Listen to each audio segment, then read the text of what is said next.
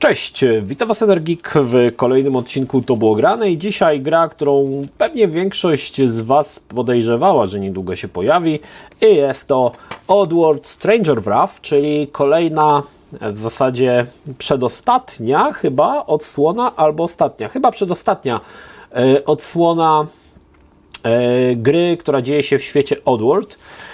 I kilka ciekawostek. Oryginalnie gra pojawiła się na klasycznym Xboxie.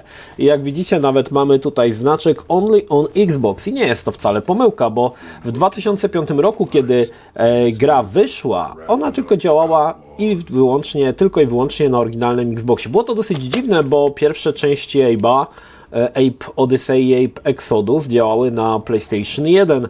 Natomiast później Oddworld Stranger Wrath i chyba Manch Odyssey, tutaj nie jestem do końca pewien, bo jeszcze w tą grę nie grałem, chyba oryginalnie pojawiły się tylko i wyłącznie na Xboxie. Dopiero 5 lat później gra pojawiła się na PC-ty, później pojawiła się na PlayStation 3 w formie cyfrowej i to była pierwsza wersja, w którą ja grałem. To było około 2011 roku i wersja na PlayStation 3 to była pierwsza wersja Oddworld Stranger Wrath, w którą miałem okazję zagrać. Aczkolwiek nie udało mi się jej skończyć w tamtym czasie. Dokładnie na samym końcu, po pokonaniu ostatecznego bossa, stało się coś, co uniemożliwiło mi w ogóle skończenie tej gry. Ale do tego jeszcze wrócimy. Najnowszą wersją jest wersja na Switcha, która podbija rozdzielczość do 1080p i powiem Wam szczerze, w mojej opinii nie jest to najlepsza wersja. Widać, że niektóre stare gry wyglądają lepiej w niskiej rozdzielczości i Stranger Wrath jest właśnie taką grą. Podbicie rozdzielczości powoduje, że wiele mankamentów w tej grze wychodzi na światło dzienne i ta gra tak dobrze nie wygląda. Pamiętam, że chyba nawet, nie porównywałem, bo już nie mam tego na PlayStation chyba Store ściągniętego, ale chyba nawet na PlayStation 3 gra mi się bardziej podobała. Natomiast na pewno, kiedy odpaliłem sobie oryginalną wersję na Xboxa, która działa tylko w 480p, dzięki tej niższej rozdzielczości mniej było widać mankamenty obrazu, które bardziej wychodzą właśnie w wysokich rozdzielczościach. Część gier właśnie taka jest, że nieźle wygląda na oryginalnej konsoli w niskiej rozdzielczości, ale kiedy odpalimy sobie na przykład na emulatorze w wysokiej rozdzielczości, no nagle ta gra tak dobrze nie wygląda. No i właśnie Stranger Wrath w wersji na Switcha, muszę przyznać, że no nie grało mi się w niego tak dobrze jak wersja na PlayStation i na Xboxa, chociaż przyznam się szczerze, że na Xboxa gry nie skończyłem, ale trochę pograłem. Nie mogę powiedzieć, nie wiem, jakieś 25% może gry przeszedłem, bo oryginalnie chciałem ją przejść na Xboxa i zrobić ten materiał, ale potem zauważyłem, że wyszła też wersja na Switcha, więc mówię, no skoro jest na Switcha, te gry na Switcha rzadko się pojawiają, to czemu nie? Czym jest Stranger Wrath? Jest to dość unikalna gra, jeżeli chodzi o świat Oddworld. Wcielamy się w tytułowego Strangera, cała gra jest jakby troszkę stylizowana na dziki zachód. Jest on łowcą nagród i jego zadaniem, czy tam jego pracą jest łapanie przestępców, żywych lub martwych i zarabianie ogromnej ilości mula. Mula to jest waluta, która tutaj pełni rolę pieniędzy w tej grze, tak? Pieniądze naszemu bohaterowi są potrzebne na tajemniczą operację. Nie będę zdradzał co, bo jest tutaj taki całkiem fajny twiścik. Natomiast sama gra jest strzelanką, ale to nie jest taka typowa strzelanka, bo jest tutaj jeszcze jeden element, który bardzo grę odróżniał od innych, mianowicie żywa amunicja. Mieliśmy niedawno High on Life, gdzie były żywe pistolety. Tutaj mamy, wydaje mi się, że High on Life po części też troszkę jakby inspirowało się Stranger Wrath. Stranger Wrath mamy normalną broń, którą jest kusza, ale mamy żywe istoty, które pełnią rolę amunicji, a więc mamy osy, które pełnią rolę troszkę takiego karabinu maszynowego. Mamy specjalne pająki, które umożliwiają związanie przeciwników i dzięki temu możemy pojmać przeciwników żywcem i dostać za nich więcej pieniędzy niż za martwych. Mamy specjalne żuki, które zadają ogromne obrażenia i odrzucają przeciwników dalej. Mamy specjalne takie nie wiem co to jest, szczerze mówiąc, robaki, które rażą prądem, no czy na przykład jedne z takich ciekawszych robaków, takie futrzaki, które albo możemy rzucić na ziemię i one pełnią rolę pułapek, gdy przeciwnik podchodzi, one się jakby rzucają na przeciwnika i wgryzają w niego, dzięki temu przeciwnik zaczyna biegać jak oszalały, albo możemy strzelać. No tu muszę przyznać, że twórcy mieli naprawdę masę pomysłów, jak to wszystko wykorzystać i jak sprawić, żeby ta gra była taka z jednej strony dziwna, ale z drugiej strony niesamowicie wciągająca. Tak jak wspomniałem, gra się dzieje troszkę na Dzikim Zachodzie i twórcy też tutaj kilka rzeczy jakby dodali, których w grach, znaczy żeby to nie była taka typowa strzelanka.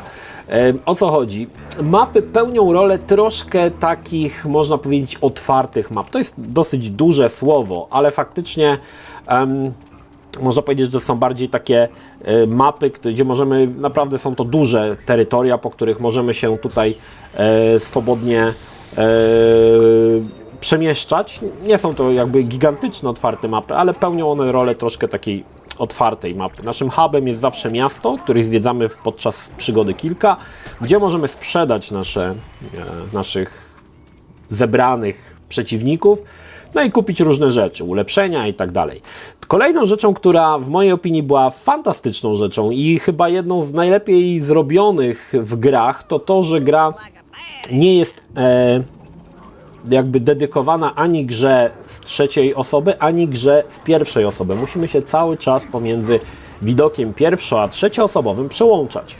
W widoku trzecioosobowym możemy się poruszać szybciej, używać sprintu, łatwiej się też skacze, wspina i tak dalej, natomiast w trybie pierwszoosobowym strzelamy. I to była chyba pierwsza gra, którą pamiętam, że tak dobrze zrobiono to płynne przejście pomiędzy trybem pierwszoosobowym a trzecioosobowym.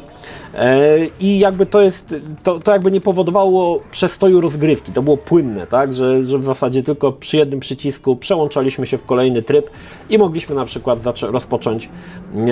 rozpocząć walkę. Gra też oferuje kilka mechanik, które w mojej opinii też są niezłe, czyli na przykład można działać w trybie stealth, mamy specjalne robaki, które powodują, że przeciwnik przychodzi zobaczyć, co to są chyba wiewiórki, które podbiega, żeby je zdeptać, a możemy wtedy na przykład w krzakach się zaczaić i pająkiem go splątać.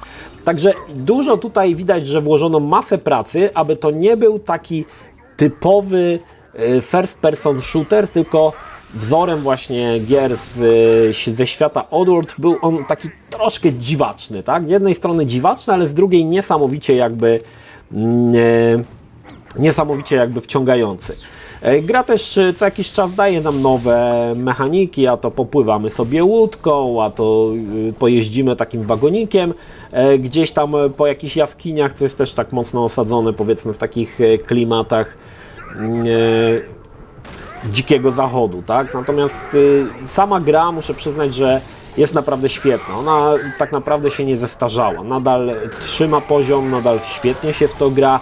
Jeżeli macie Switcha, podejrzewam, że wiele osób może mieć, no to jest to gra, w którą w mojej opinii powinniście zagrać, aczkolwiek uważam, że ta wersja na Switcha nie jest aż tak dobra. Tu kilka takich, powiem Wam, czy to jest strasznie leniwy port, może tak.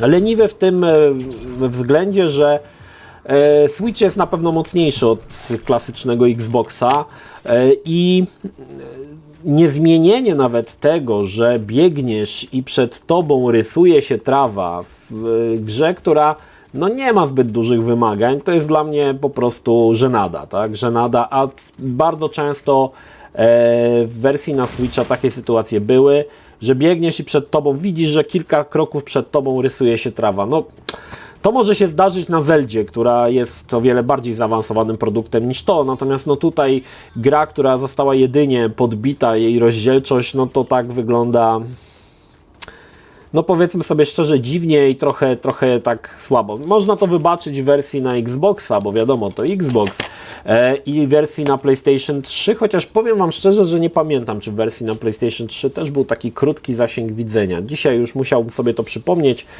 bo nie pamiętam.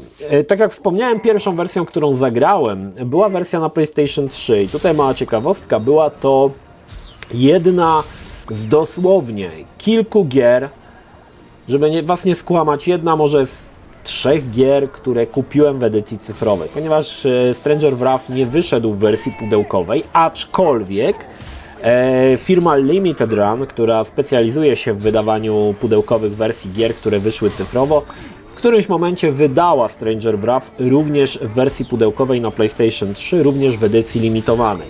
Nawet ostatnio, kiedy była wyprzedaż, chciałem kupić, ale tam wszystko się wyprzedało na pniu w parę sekund, także nie udało mi się złapać Stranger Wrath, ale udało mi się chociaż wyrwać Another World w Big Boxie, ale faktycznie Limited Run wypuścił wersję pudełkową na PlayStation 3 tej gry i można ją nabyć pewnie na eBayu za 2 razy wyższą cenę, można ją zdobyć, a edycję kolekcjonerską na pewno jeszcze drożej.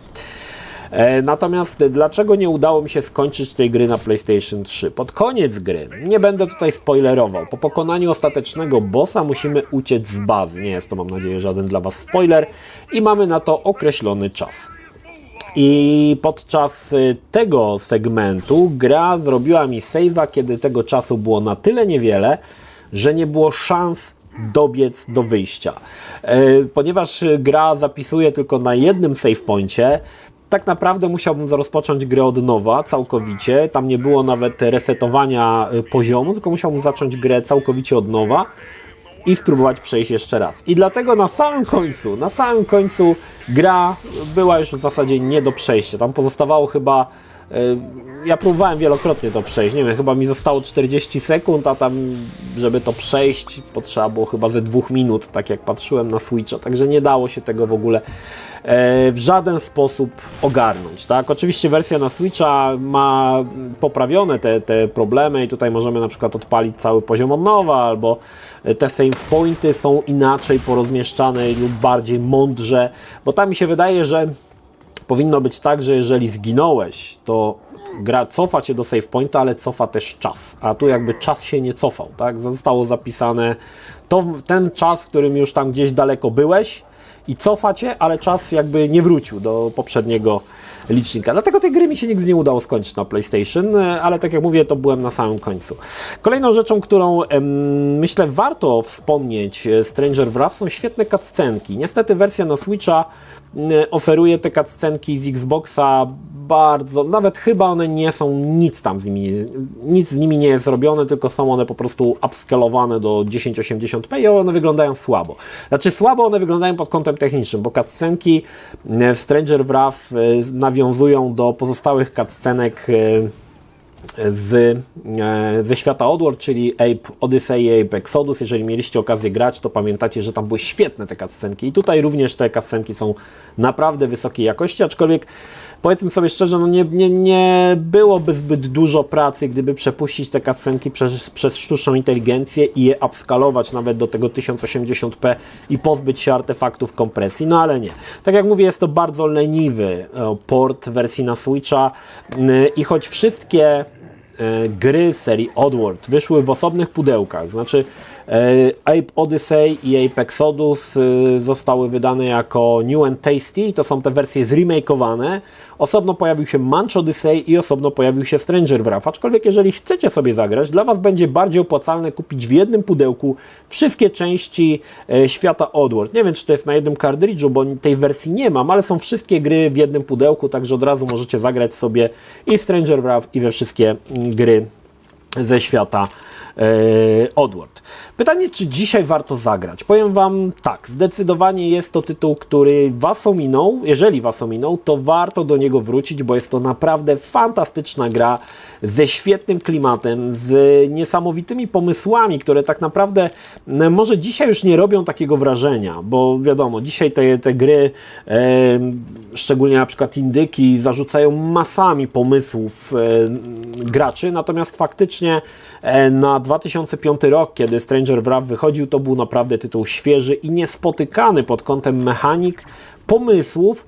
No może gameplayu to nie, ale jest tu kilka rzeczy, które na pewno wyróżniały ten tytuł. Między innymi to płynne przechodzenie pomiędzy trybem pierwszo- a trzecioosobowym, które było w mojej opinii naprawdę świetnym pomysłem.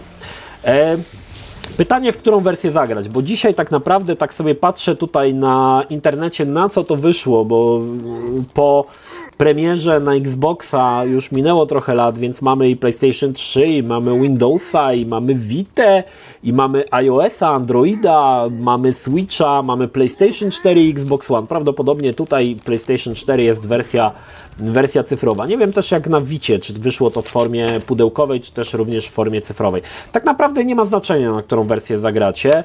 Podejrzewam, że najmniej dostępna dla Was będzie wersja ta, czyli w mojej opinii ta najlepsza, pod kątem tego, że tak bardzo nie widać tych mankamentów oprawy, która wiadomo, w 2005 roku musiała być dosyć umowna i prosta. I przez to, że jest niska rozdzielczość, tego nie widać. Natomiast tutaj podbito tą rozdzielczość do 1080p, tak jak mówiłem, i niestety te mankamenty wychodzą i gra wydaje się taka pusta i smutna. Coś, czego nie uświadczyłem na przykład w wersji na Xboxie i nie pamiętam też odnośnie PlayStation 3, ale chyba tam też czegoś takiego nie uświadczyłem, aczkolwiek wersja na PlayStation 3 działa chyba w 720p, jak większość gier na tą konsolę. W każdym razie, w mojej opinii absolutnie warto zagrać w Stranger Wrath. W mojej opinii jest to najlepsza gra ze świata Oddworld i mam na myśli tutaj, i wiem, że wyszedł Ape Exodus i Ape Odyssey, wiem, ale faktycznie przy tej grze bardziej się bawiłem. Myślę, że dlatego, że też to jest to gra akcji. Pamiętam, że Ape Exodus tutaj nie jest to popularna opinia. W którymś momencie mnie strasznie zaczynał nużyć i nudzić. I tak naprawdę pomiędzy Odyssey a Exodus tych różnic za dużo nie było, bo to w zasadzie można powiedzieć, że Exodus to był trochę mission pack do Odyssey. Natomiast tutaj jakby zrobiono coś całkowicie nowego, tak? Jakby zerwano z całą tą mechaniką gier takiej logicznej, można powiedzieć, kombinatorskiej, w dwóch częściach Abe'a i wrócono całkowicie jakby do gry akcji. To mi się podobało, tak? Wiem, że jeszcze jest Manch Odyssey. Manch Odyssey jeszcze nie grałem, aczkolwiek myślę, że Manch Odyssey również tutaj w tym programie się pojawi z tego względu, że jest to też tytuł, który mam gdzieś tam na oku. Przypominam, że ostatnią grą z świata Oddworld był, jeszcze patrzę, czy tutaj jeszcze coś się nie pojawiło, bo czasami wiecie, jakieś gry na przykład się pojawiają na systemy mobilne, ale widzę, że nie. Ostatnią grą oczywiście jest Soulstorm, którego recenzja nie pojawiła się na kanale, bo uznałem, że gra jest dosyć słaba i mi się nie chciało jej kończyć. Dlatego jeżeli jej nie skończyłem, no to też nie powstała recenzja, aczkolwiek Soulstorm jest w mojej opinii... Czekajcie, zrobiłem czy nie zrobiłem? Teraz nie wiem, ale chyba nie zrobiłem, bo to chyba było dosyć słabe. Strasznie mnie ta gra zmęczyła. Poczekajcie, aż sprawdzę, wiecie, bo to są już takie ilości filmów. Nie zrobiłem recenzji, faktycznie, dobrze pamiętałem, że jakoś nie podobało mi się. Natomiast nadal Stranger Wrath jest tytułem godnym polecenia i tak naprawdę na jakiej platformie zagracie, myślę, że jeżeli Was ominął ten tytuł, będziecie się dobrze bawić, tak? Jeżeli macie skalę porównawczą, no to faktycznie zauważycie te mankamenty wersji najnowszej, czyli na Switcha. No a ogólnie polecam wersję na Xboxa, jeżeli macie okazję, szansę zagrać. I nie grajcie też na emulatorze, tylko polecam na oryginalnym Xboxie w oryginalnej rozdzielczości, bo wtedy faktycznie ta gra wygląda gorzej. Wygląda gorzej, ale wygląda lepiej, tak powiem. O. Tak czy tak, polecam, świetny tytuł i chyba najlepszy ze wszystkich 5 tytułów, które dzieją się w tym dziwacznym świecie. To tyle. Pozdrawiam Was, Energik, trzymajcie się, do następnego. Cześć. Jeśli film Ci się podobał, zachęcam do subskrypcji lub wsparcia mojego kanału na portalu patronite.pl. Filmy o podobnej tematyce znajdziesz tutaj, natomiast z drugiej strony znajdziesz film wygenerowany przez platformę YouTube'a. Zachęcam również do odwiedzenia moich social mediów, grupy Energikowcy na Facebooku oraz serwera Discord.